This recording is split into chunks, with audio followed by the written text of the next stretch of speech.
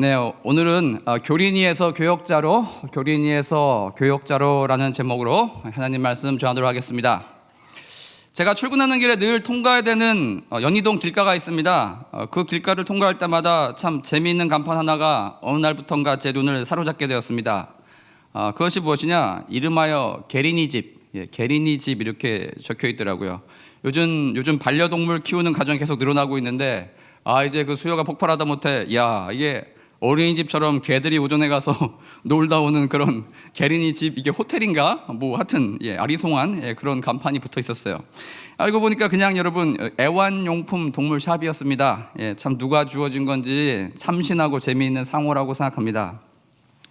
여러분, 요즘 부동산에 처음 관심을 가지시는 그룹을 부동산 플러스 어린이에서 불인이라고 부르더라고요. 불인이. 그리고 자전거에 처음 입문하신 분들은 자전거 플러스 어린이 이래서 뭐라고 부르겠어요? 자린이, 자린이라고 부르는 것을 종종 보게 됩니다. 제가 이것을 참고해서 교회 플러스 어린이, 교린이라는 용어를 제가 쓰기 시작했습니다. 여러분, 교린이가 무엇일까요? 교회 와서 하나님의 은혜를 분명히 받고 하나님의 자녀가 되었는데 그 영적인 키가 여러분 시간이 지나도 계속 같은 자리에 머물러 있는 그런 사람들의 그룹을 지칭하는 표현이라고 할 수 있겠습니다.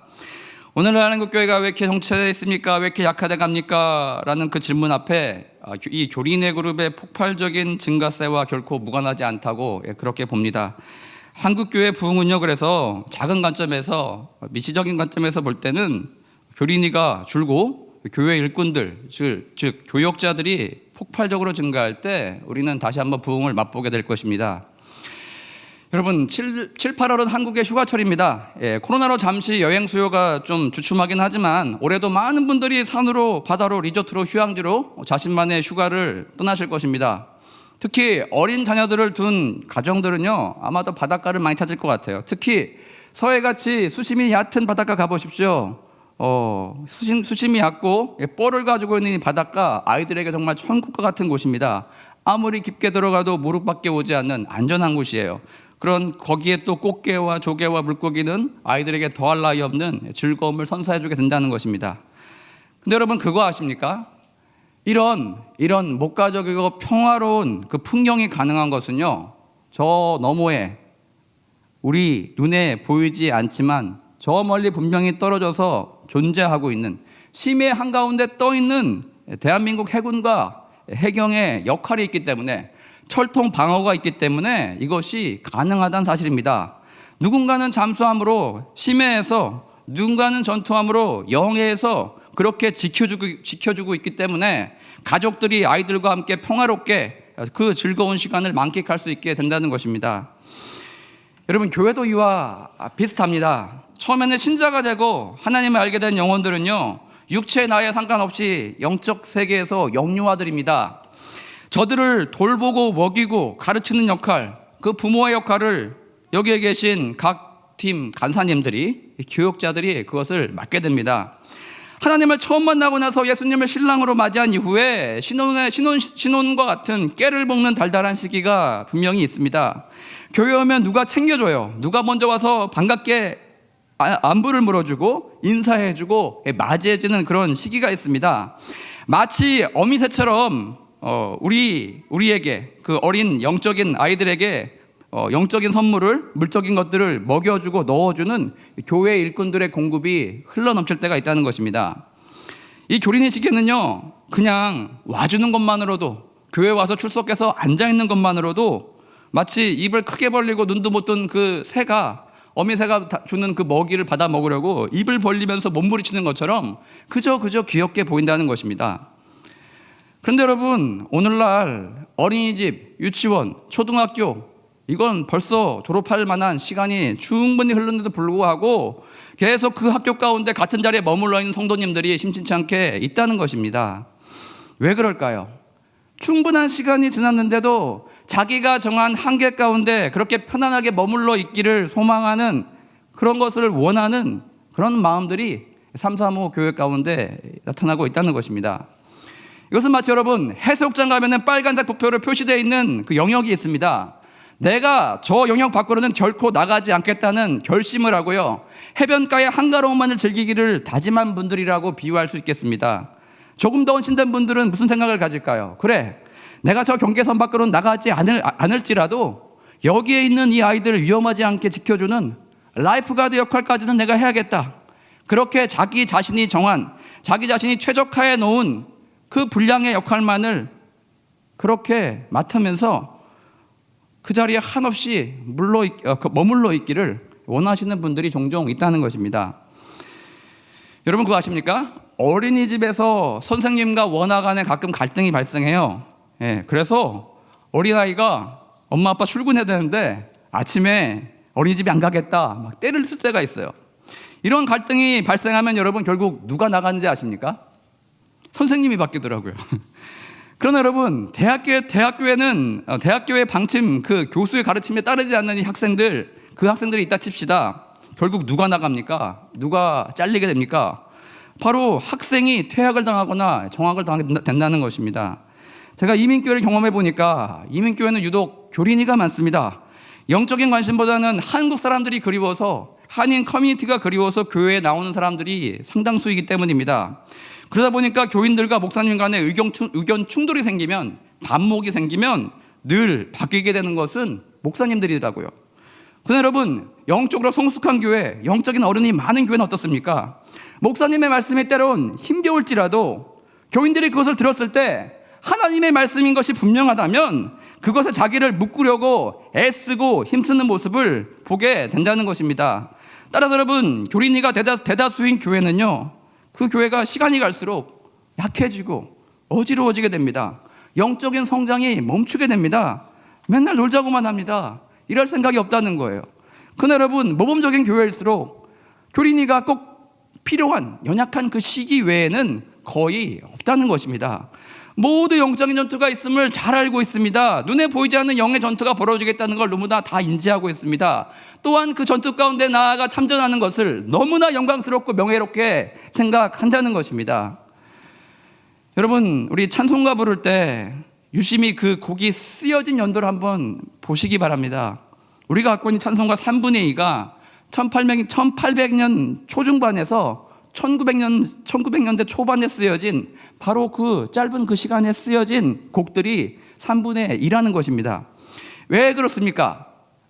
바로 그 시가 전 세계 교회사에서 지금 우리가 기억하는 가장 크나큰 부흥이 일어났던 시기이기 때문입니다.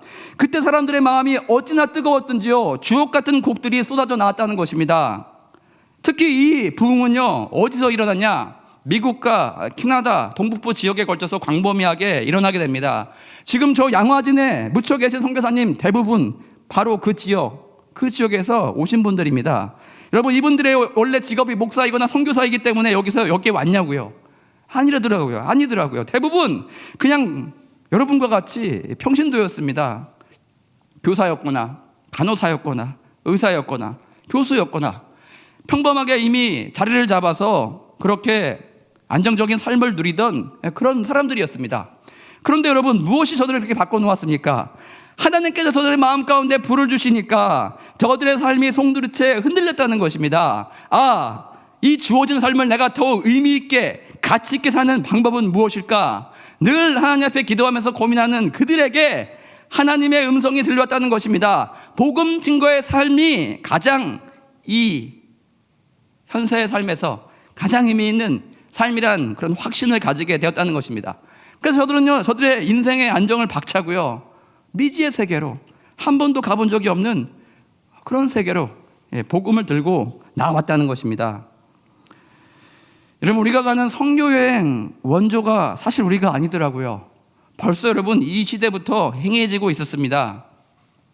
제가 토론토에서 수업을 들을 때 1857년에 뉴욕에서 의사로 살던 팔머 부부의 부흥 스토리를 접한 적이 있었습니다.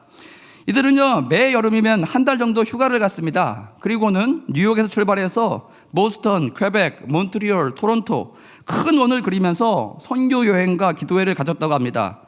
하루는 나이아가라 근처에 있는 해밀턴이라는 도시에서 오전에 집회를 가졌습니다. 근데 여러분, 그날 큰 부흥이 그 도시 가운데 임했습니다. 오전에 200에서 300명 정도 모임 조찬 기도회에서 오늘 우리 저녁 집회까지 각자 적어도 10명의 불신자들을 이 자리 가운데 데리고 오자. 그렇게 결심하는 기도를 그들이 하게 되었습니다. 근데 여러분, 그날 저녁에 무려 800명의 초청자들이, 새신자들이 정말 그 자리 가운데 가득 운집하게 되었다는 것입니다. 그날 낮에 해밀턴 시가지에서 무슨 일이 벌어졌는지 아십니까? 오전에 참가했던 그 성도들이요, 길거리에 나가서 이리저리 뛰어다니면서 길거리에 만나는 모든 영혼들에게 이렇게 눈물로 물었다고 합니다. 당신은 예수를 아십니까? 오늘 죽으면 천국에 가는 확신이 당신의 마음 가운데 있습니까? 여러분, 오늘 본문을 보시면 한 개인의 영적인 성장, 그 모습을 압축해서 보여주고 있다고 생각합니다. 1절에 예수께서 게네사렛 호수에서 말씀을 전하고 계십니다. 신약 성경에 보면 갈릴리 호수가 있는데, 여러분, 게네사렛 호수는 도대체 뭘까요? 갈릴리 호수 말고 또 다른 사이즈의 좀 더 작은 호수가 근처에 있었던 것일까요? 여기서 여러분, 게네사렛 호수는요, 갈릴리 호수의 또 다른 이름일 뿐입니다. 갈릴리는 도 개념의 큰 지역을 칭하는 명칭인데, 이 갈릴리에서 가장 큰 호수가 바로 갈릴리 호수였기 때문에 그 호수를 갖다가 갈릴리 호수, 그렇게 불렀던 것입니다. 그런데 여러분, 갈릴리 호수 근처에 생각해 보십시오. 어촌 마을이 여러 개가 있었어요. 그 중에 하나가 게네사렛이라는 마을이 있었다는 것입니다. 그래서 저들은요, 남들이 뭐라고 부르든 간에, 그거를 갈릴리 호수로 부르든 간에 그냥 자기 마을의 이름을 따서 게네사렛 호수, 그렇게 불렀다는 것입니다. 이 절을 보시면 이 호숫가에서 예수님은 배를 부둣바에 묶어놓고서 이제 육지로 와서 그날의 일정의 마지막이죠, 그물을 씻고 있던 어부들에게 나아가서 말씀을 전하고 있습니다. 3절 보시면 예수께서 그 많은 배 중에 하필 시몬 베드로의 배에 올라서 말씀을 가르치시려고 합니다. 그래서 베드로에게 요청을 합니다. 내가 너의 배에 올라가서 말씀을 전하고 싶은데 조금만 띄워줄 수 있겠니? 베드로는 아마도 말뚝에 최대한 가까이 단단히 묶어놨던 그 줄을요, 한 1, 2m 정도 풀어놔야 됐을 것입니다. 왜냐하면 예수께서 조금 육지에서 떨어져서 그 배 위에서 말씀을 전하시기를, 무리를 가르치시기를 원하셨기 때문입니다. 그리고 여러분, 4절 보시면 예수께서 말씀을 다 가르치시더니 갑자기 시몬 베드로에게 이런 명령을 내리십니다. 4절 하반절에 깊은 데로 가서 그물을 내려 고기를 잡으라. 이 명령에 베드로는 순종합니다. 5절 보시면 시몬이 대답하여 이르되 선생님, 우리들이 밤이 새도록 수고하였을 때 잡은 것이 없지만은 말씀에 의지하여 내가 그물을 내리리이다. 베드로는요, 예수님의 설교를 위해서 아까 잠시 풀어놨던 그 줄을요, 이제는 다 온전히 풀어 헤쳐야 됐습니다. 다시 게네사렛 호수, 갈릴리 호수의 깊은 곳으로 노를 저어서 그렇게 나아가야 했습니다. 여러분, 일에는 순서가 있죠. 그물을 씻고 있었다는 것은 무엇이겠습니까? 어부로서 그날을 마감하는 마지막 절차였습니다. 그날 물고기를 많이 잡았던, 물고기가 없어서 하루를 날렸던 간에 어부들은 다음 날을 위해서 이물질이 껴있거나 찢거나 상해진 그 그물 부위를 수리하면서 그물을 씻으면서 그날 하루를 그렇게 마감하는 가장 피곤한 마지막 순간이었을 것입니다. 이상하게 근데 그날은 물고기를 잡는 전문업자가 그렇게 밤새도록 끈질기게 그물질을 해도 아무것도 잡히지 않는 이상한 날이었습니다. 따라서 여러분, 베드로가 예수님의 말씀에 순종해서 다시 그물을 던진다는 것은 어떤 의미였겠습니까? 밤새도록 일해서 지친 자신의 체력적인 한계를 뛰어넘는 그런 일이었을 것입니다. 방금 씻은 그 그물을 다시 씻어야 하는 정말 너무나 번거로운 일이 발생하는 그런 의미였을 것입니다. 그런데 베드로는 어떻게 행동합니까? 이런 어려움과 한계 속에 자신의 생각을 뒤로 던지고 예수님의 말씀에 묵묵히 순종하면서 나아갔다는 것입니다. 그리고 다시 배를 온전히 풀어서 노를 저어서 시면으로 예수님께서 명하신 호수 가장 깊은 곳에 배를 대고는 피곤한 발을 들어서 다시 그물을 힘껏 던졌습니다. 그 결과 배에 있던 사람들을 불러서, 배에 있던 사람들을 불러서 도움을 요청할 정도로 자신의 배를 가득 채우고도 공간이 모자라서 2배를 채울 정도로 잠기는 너무나 많은 물고기를 잡게 됩니다. 여기서 예수께서 말씀 듣던 그 베드로에게 하신 명령이 저와 여러분 인생 가운데도 동일하게 적용이 됩니다. 예수님의 말씀이 귀하고 달게 들리는 시기가 있습니다. 그러다 보니 어느 순간 예수께서 우리 마음 가운데 조금 더 깊이 들어오십니다. 갑자기 내가 너를 사용해야겠다. 그렇게 말씀하시는 것처럼 우리를 지명해서 우리 인생의 배 가운데 들어오시게 됩니다. 그리고 예수님의 사역에 작은 도움을 요청하세요. 그러면 우리는요, 우리 배를 쓰시라고 내어드리면서 우리의 묶인 줄을 풀어서 예수님의 사역을 그렇게 돕게 됩니다. 그런데 여러분, 이게 웬일입니까? 말씀을 충분히 다 먹고 나면 그 이후에 예수께서 우리에게 더 큰 요청을 하십니다. 이제는 그물 씻는 거 멈추고 다시 배를 타고 겨 깊은 곳으로 나아가서 더 힘들고 더 어려운 일을 하라고 그렇게 명하십니다. 그럴 때 여러분, 우리는 망설이지 말고 베드로와 같이 배를 해변가에 묶어두고 있는 그 밧줄을 온전히 다 풀어 헤쳐야 한다는 것입니다. 배를 주님께서 원하시고 명하신 그 심령 가운데 위치해야 된다는 것입니다. 이제는 사람을 낚는 여러분 어부가 되어야 된다는 것입니다. 그게 하나님께서 저와 여러분에게 말씀하시고 찾아와서 인도해 주시는 영적인 성장의 큰 방향이라는 것입니다. 다음 주말이면 우리 코로나로 잠시 미루어졌던 메이저리그가 다시 단축 시즌을 시작하게 됩니다. 메이저리그에 30개나 되는 많은 팀이 있습니다. 그 팀 중에 여러분 가장 유명한 팀이 어디입니까? 뉴욕 양키스라는 팀이 있어요. 이들의 별명은 악의 제국이에요. 왜 악하대요? 뭐가 악하대요? 왜냐하면 돈이 굉장히 많아요. 강력한 자본력으로 정말 좋다는 선수들은 다 끌어모읍니다. 다 사옵니다. 여러분, 그 좋다는 선수들을 갖다가 1번부터 9번까지 다 세우면은 무슨 일이 벌어지겠습니까? 강팀이 된다는 거예요. 우승할 확률이 올라간다는 것입니다. 제가 토론토에 있을 때 지금 유현진 선수가 올해 이적한 토론토 블루제이스가 2년 연속 30개 팀 중에 4위까지 오르는 4강까지 가는 그런 강팀이던 시절이 있었습니다. 그때 야구를 잘하시는 분은 이분들의 이름을 들으면 놀라실 것입니다. 2번이 조시 도널슨이었고 3번이 에드윈 엔카나시온, 4번이 호세 바티스타가 있었습니다. 이게 누구냐? 이승엽이 3명이 나온 거예요. 이들은 모두 각 시즌 40개 이상의 홈런을 치는 메이저리그를 호령했던 강타자들이 2번, 3번, 4번 그렇게 배치되어 있다는 것입니다. 당시 여러분 경기를 보면요, 무슨 제가 컴퓨터 야구 게임하는 그런 광경이 펼쳐졌습니다. 2번에게 승부를 하다가 투수가 홈런 맞을 것 같으니까 요리조리 피하다가 볼넷을 줍니다. 한 명이 걸어 나가요. 3번도 강타자죠. 소극적으로 성공합니다. 또 그러다가 볼넷을 줍니다. 이번에 1루와 2루에 2명이 나가 있습니다. 이제는 4번 타자를 맞이하게 됩니다. 더 이상 피할 데가 없습니다. 정면 승부해야 됩니다. 그러다가 여러분 홈런을 얻어맞아서 너무나도 쉽게 이 팀이 3점을 내는 것을 얻는 것을 본 적이 있습니다. 여기서 제가 하고 싶은 것은 좋은 선수가 있는 팀이 곧 강력한 팀이 된다는 것입니다. 여러분, 우리 성경을 통독할 때 구약에서 긴 족보만큼이나 너무너무 지루하게 느껴지는 바로 그런 부분이 다윗의 일대기 속에도 나오고 있습니다. 그게 어디입니까? 다 바로 다윗의 용사들에 대한 목록이 그렇게 길고 지루합니다. 사무엘 하에 23장 8절에서 39절까지, 또 이게 얼마나 중요한지 역대상해 11장 10절에서 47절까지 그렇게 지루하게도 다윗의 용맹했던 맹장들의 이름이 길게 나열되어 있습니다.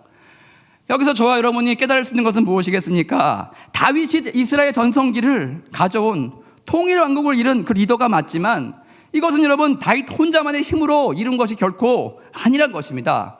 다윗 아래에 다윗과 같이 골리앗 사이즈의 크나큰 대적들을 무찌를 수 있는 능력이 있는 그런 용장들이 질비했기 때문에 이것이 가능해졌다는 것입니다.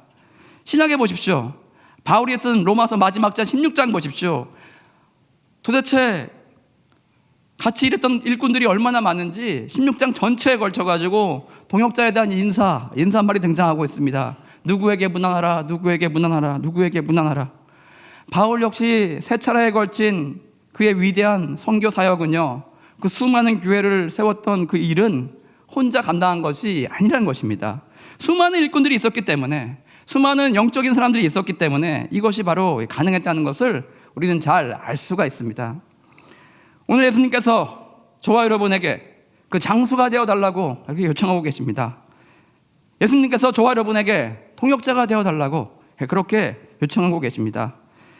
이제 우리 모두는 교린이에서 벗어나야 됩니다. 그리고 영적인 대항해를 시작해야 됩니다. 바다를 지배한 자가 전 세계를 지배한다는 말이 있습니다. 작은 물고기나 잡고 있는 얕은 물가에 머물 것이 아니라 시면으로 고래를 잡으러 우리는 나가야 됩니다. 망망대해 그 깊이를 가늠할 수 없는 하나님의 깊은 세계를 알고자, 체험하고자 그렇게 나가야 된다는 것입니다. 그렇게 여러분, 깊은 바다와 높은 파고와 우리가 싸우다 보면 저와 여러분과 이 세교회와 한국교회는요, 새로운 항로를 개척하게 될 것입니다. 새로운 대륙을 발견하게 될 것입니다. 이렇게도 놀랍고 크나큰 하나님의 은혜를 저와 여러분이 맛보게 될 것입니다. 다 같이 한번 자리에 서련하겠습니다. 우리 전능하신 나의 주 하나님 찬양하고 기도함 나가겠습니다.